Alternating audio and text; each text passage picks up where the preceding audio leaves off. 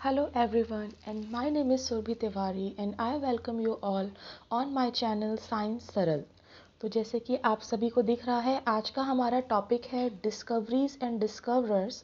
ये टॉपिक बहुत ही इम्पॉर्टेंट है और MCQs की फॉर्म में आपसे ये पूछा जा सकता है।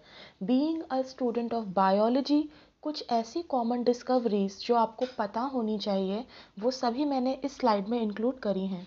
थोड़ा सा स्क्रीन आपको देखने में प्रॉब्लम हो सकता है, इट्स अ शॉर्ट स्क्रीन, क्योंकि मैंने ये फॉर्मेट जो है वो PDF का बना लिया है, तो आपको थोड़ा सा एडजस्ट करना पड़ेगा आज।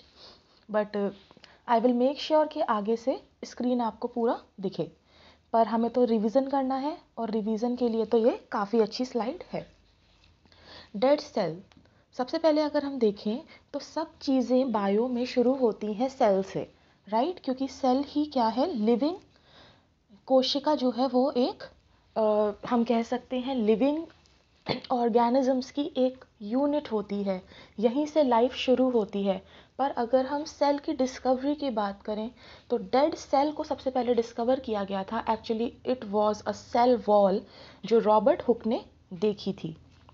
उसके अलावा नेक्स्ट जो है लिविंग सेल की अगर डिस्कवरी आपसे पूछी जाती है तो L फॉर लिविंग ऐसे याद रख सकते हैं आप। L for living, one second, ये मार्कर का साइज थोड़ा सा चेंज करना है मुझे, एक मिनट। यस, आई थिंक अब ये ठीक रहेगा।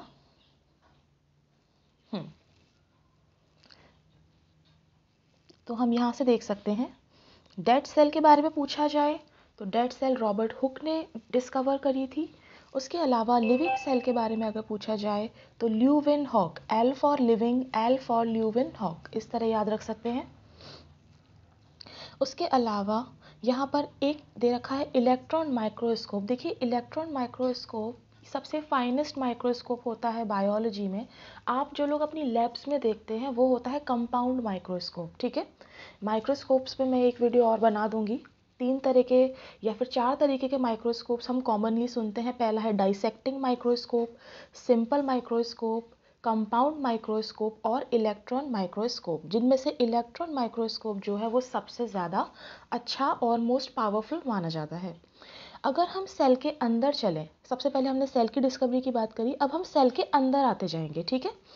तो सेल के सबसे पहले अगर हम देखते हैं तो बाउंड्री होती है सेल की, जिसको सेल मेम्ब्रेन कहते हैं। सेल वॉल यहाँ पर रॉबर्ट हुक ने ही डिस्कवर करी थी, तो रॉबर्ट हुक सेल वॉल के लिए भी इम्पॉर्टेंट है। जब भी नाम आएगा आप सेल वॉल इनकी डिस्कवरीज में ऐड कर सकते हैं। उसके अलावा है cell membrane, as I told you, Nageli and Cramer. आप 2-3 बार रिवाइज करेंगे, आपको नाम तुरंत याद हो जाएंगे। मैंने भी इनको इसी तरह से याद किया था जब मैं 12th में थी। सेल मेम्ब्रेन, नेगिली एंड कामर, सेल मेम्ब्रेन, नेगिली एंड कामर।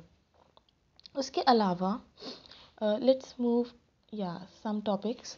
उसके बाद है यहाँ पर fluid mosaic model.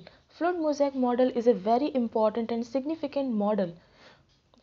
It's about cell membrane, ठीक? सेल मेम्ब्रेन का कंपोजिशन कैसा होता है, ये चीज़ हमको फ्लूइड मोज़ेक मॉडल से पता चली थी। तो फ्लूइड मोज़ेक मॉडल किसने दिया था? सिंगर एंड निकोलसन ने, सिंगर एंड निकोलसन ने। हाँ देखिए, यहाँ पे सेल वॉल मैंने ऐड कर दिया है। सेल वॉल किसने दिया था? रॉबर्ट हुक ने दिया था। और उसी के साथ साथ एक बहुत ही इम्पॉर्टेंट चीज़ जिसमें हमें अक्सर कन्फ्यूजन होता है, Robert Hooke and Robert brown. देखिए, दोनों ही साइंटिस्ट जो हैं अलग अलग हैं। एक ने बनाई थी सेल वॉल और दूसरे ने डिस्कवर किया था न्यूक्लियस को। तो रॉबर्ट ब्राउन न्यूक्लियस के डिस्कवरर हैं। इन 2 पॉइंट्स को मैंने साथ में यहाँ इसीलिए लिखा हुआ है ताकि आपका कन्फ्यूजन दूर हो जाए। अब हम बात करेंगे कुछ सेल ऑर्गेनेलीज की, ठीक? कुछ सेल ऑर्गेनेलीज की जो सेल के ऑर्गन्स होते हैं, जो डिफरेंट डिफरेंट फंक्शन को सेल के अंदर परफॉर्म करते हैं। पहला है क्लोरोप्लास्ट। क्लोरोप्लास्ट की खोज करी थी शिम्पर ने। Chloroplast is a green pigment which is responsible for photosynthesis, ठीक है?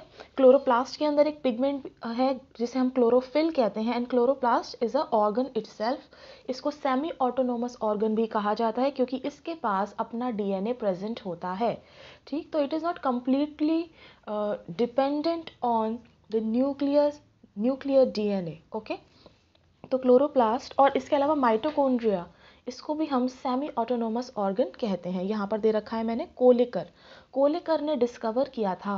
और अगर ये पूछा जाता है हु नेम्ड माइटोकॉन्ड्रिया, तो माइटोकॉन्ड्रिया को नाम दिया था सी बेंडा ने। ठीक, सी बेंडा ने नाम दिया था और कोलेकर ने डिस्कवर किया था। ठीक, इस चीज़ को ध्यान रखिएगा। राइबोसोम प्रोटीन सिंथेसिस का साइट, ठीक है, जिसको हम पैलाडे पार्टिकल भी बोलते हैं। राइबोसोम की डिस्कवरी करी थी पैलाडे ने। उसके अलावा है राइबोसोम्स और फिर है लाइसोसोम्स। यस, यहाँ लिखा हुआ है लाइसोसोम्स, जिनको हम सुसाइडल बैग्स भी कहते हैं, इन्हें बनाया था या इन्हें डिस्कवर किया था डी ड्यूवे ने।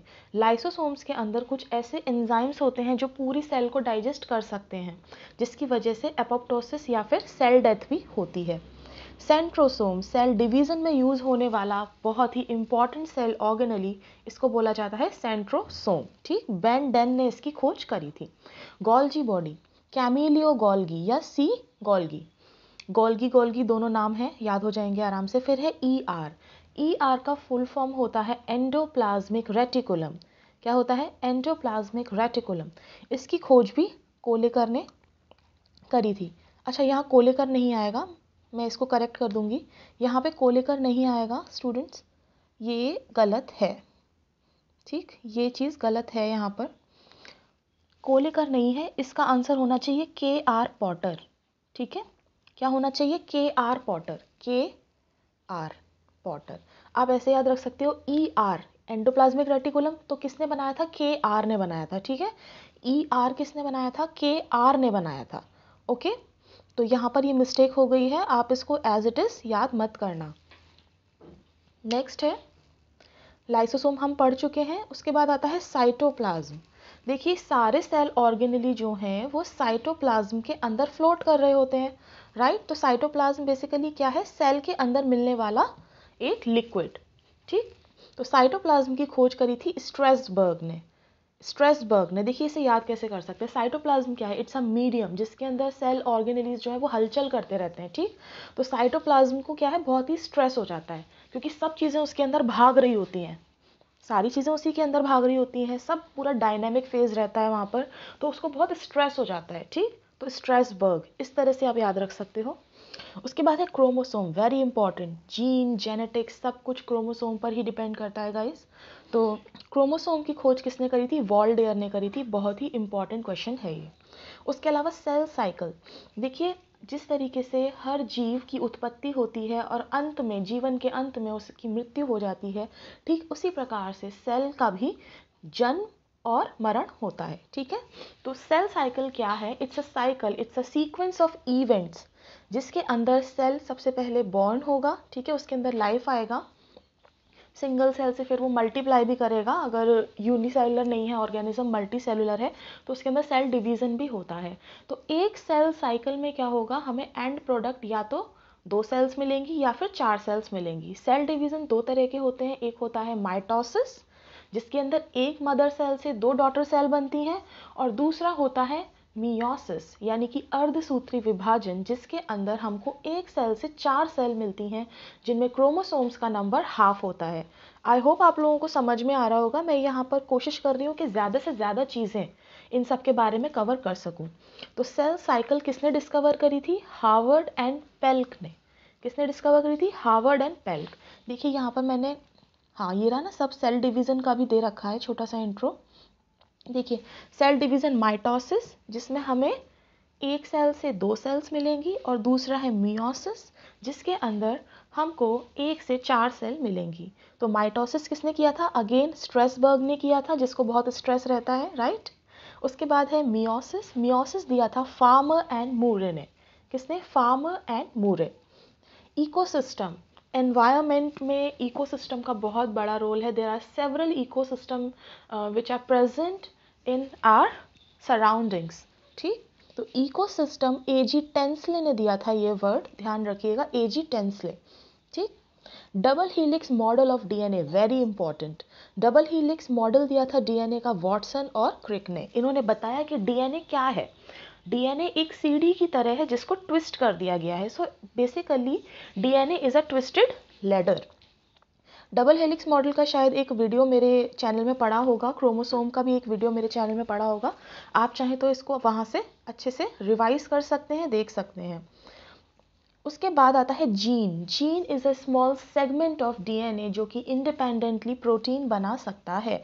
तो जीन जॉनसन, थोड़ा सा साउंड ये मैच कर रहा है, जीन और जॉनसन, तो आप इसको ऐसे याद रख सकते हैं। म्यूटेशन क्या होता है? म्यूटेशन होता है जब जीन में सडनली चेंजेस आ जाते हैं और उन चेंजेस की वजह से प्रोटीन्स भी कुछ अलग बनते हैं, राइट। तो म्यूटेशन क्या है? It's a sudden change. Hugo de Vries ने दिया था, very important question guys, it is very important, ठीक है। म्यूटेशन किसने दिया था? ह्यूगो डी व्रीज ने इंट्रोड्यूस किया था। उसके अलावा हार्मोन वर्ड हम अक्सर पढ़ते हैं, ये वाला हार्मोन, वो वाला हार्मोन, एड्रेनलिन, फाइटो हार्मोन्स भी हम पढ़ते हैं प्लांट्स के अंदर, राइट। और एड्रेनलिन तो आपको पता होगा, it's a we can say F3 hormone, ठीक है, जो हमें अर्जेंटली डिसीजंस लेने में हेल्प करता है। थायराइड हार्मोन, कई सारे हमारे बॉडी में, इंसुलिन हार्मोन, ये सब हार्मोन्स हमारी बॉडी में क्या करते हैं? कंट्रोल एंड कोऑर्डिनेशन का काम करते हैं। तो हार्मोन वर्ड किसने दिया था? स्टार्लिंग ने दिया था। हार्मोन्स क्या है? Basically they are responsible for our emotions, they are responsible for our behaviour. तो basically it's a star factor, हमारी पूरी बॉडी में काम करने के और बिहेव हम किस तरह कर रहे हैं, किस एक्शन पे हम कैसा रिएक्शन दे रहे हैं, सब हार्मोन से कंट्रोल होता है। तो हार्मोन्स क्या है? हमारे इमोशंस के स्टार हैं। मैं आपको याद कराने की कोशिश कर रही हूँ गाइस। तो हार्मोन क्या है? एक स्टार फैक्टर है हमारी पर्सनालिटी का। तो स्टारलिंग ने क्या दिया था? हार्मोन दिया था। उसके अलावा एंजाइम। हार्मोन और एंजाइम, इन दोनों के बीच डिफरेंस क्या है, इसको हम आगे डिस्कस करेंगे। देखिए, सभी एंजाइम्स जो हैं वो प्रोटीन होते हैं, बट हार्मोन्स और सारे सारे ऐसा कहा जाता है, इट्स अ फ्रेज, मैं आपको बताती हूँ। सारे एंजाइम्स जो हैं वो प्रोटीन होते हैं, बट सभी प्रोटीन्स एंजाइम नहीं होते, राइट। इस चीज़ को फिर से ध्यान रखिएगा, आप रिपीट करके सुनिएगा मैंने क्या बोला। सभी एंजाइम्स प्रोटीन होते हैं, बट सभी प्रोटीन्स एंजाइम नहीं होते, ठीक। तो एंजाइम किसने दिया था? कुन ने दिया था। ये भी सभी मेटाबॉलिक एक्टिविटीज़ के लिए रिस्पॉन्सिबल होते हैं। हमारी बॉडी में होने वाली केमिकल रिएक्शंस को स्टिमुलेट करने का काम, उनकी रेट को स्लो और फास्ट करने का काम एंजाइम्स करते हैं, ठीक। अब थोड़ा सा इवोल्यूशन की तरफ बढ़ते हैं। देखिए, मुझे पता है कि ये चैप्टर आपके कोर्स में से हटा दिया गया है इवोल्यूशन का, बट ट्रस्ट मी गाइस, अगर आप बायोलॉजी में ग्रेजुएशन करना चाह रहे हैं, ऑब्वियसली आप सभी ग्रेजुएशन तो करेंगे ही, because it's a basic degree. आपको सब कुछ पढ़ना है, कुछ नहीं छोड़ना है, ठीक। अगर आप नीट एस्पिरेंट भी हैं तो भी आपको सब कुछ पढ़ना है, वो चैप्टर्स भी पढ़ने हैं जो कि आपके कोर्स में से हटा दिए गए हैं for your future planning, right. अगर आप फ्यूचर में कुछ अच्छा करना चाहते हैं तो आपको सब कुछ पढ़ना पड़ेगा। और अगर आप एक शॉर्ट टर्म गोल बना रहे हैं कि आपको सिर्फ एग्ज़ाम क्वालिफाई करना है, तभी आप उन चैप्टर्स को छोड़ें जो हटा दिए गए हैं, बाकी तो आपको सभी पढ़ना है, ठीक। So it's a suggestion for you, माने ना माने आपके ऊपर है। The theory of natural selection Darwin ने दी थी, बहुत ही फेमस थ्योरी है, ठीक है। उन्होंने क्या कहा कि एक नेचुरल सिलेक्शन नाम का फोर्स अप्लाई होता है सभी स्पीशीज़ के ऊपर, जो उनकी पॉपुलेशन को कंट्रोल करता है और उसमें से भी फिटेस्ट ही सर्वाइव करता है। मतलब मदर नेचर उसी को सिलेक्ट करती है जो कि सबसे ज़्यादा फिट होता है, ठीक। तो मैंने ये आपको नट शेल में बता दिया है, छोटा सा आइडिया दे दिया है इस थ्योरी का। लेमार्किज्म, डार्विनिज्म और पूरा इवोल्यूशन चैप्टर साइंस सरल पे गाइस बहुत अच्छे से मैंने एक्सप्लेन किया हुआ है। यूनिवर्स से लेकर कैसे फर्स्ट सेल बनी और उसमें किस किस तरीके की थ्योरीज थी, कौन से एक्सपेरिमेंट्स हुए, सब कुछ अवेलेबल है, आप देख सकते हैं प्रीवियस वीडियोस मेरी इवोल्यूशन की, ठीक है। Theories of sorry, theory of inheritance of acquired character, जिसे लेमार्क ने दिया था, ठीक है।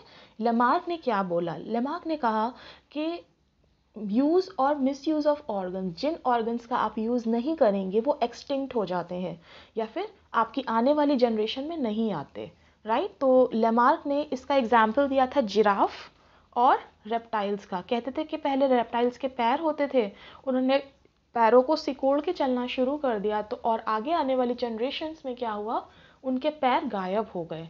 ठीक है, ये थ्योरी सही नहीं थी क्योंकि हर कैरेक्टर जो है वो हमारी एक जनरेशन से दूसरी जनरेशन में नहीं जाता।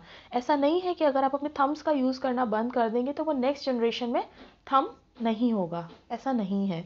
तो ये थ्योरी को चैलेंज किया गया था कई सारे साइंटिस्ट के द्वारा, जिसमें एक था वीज़मैन।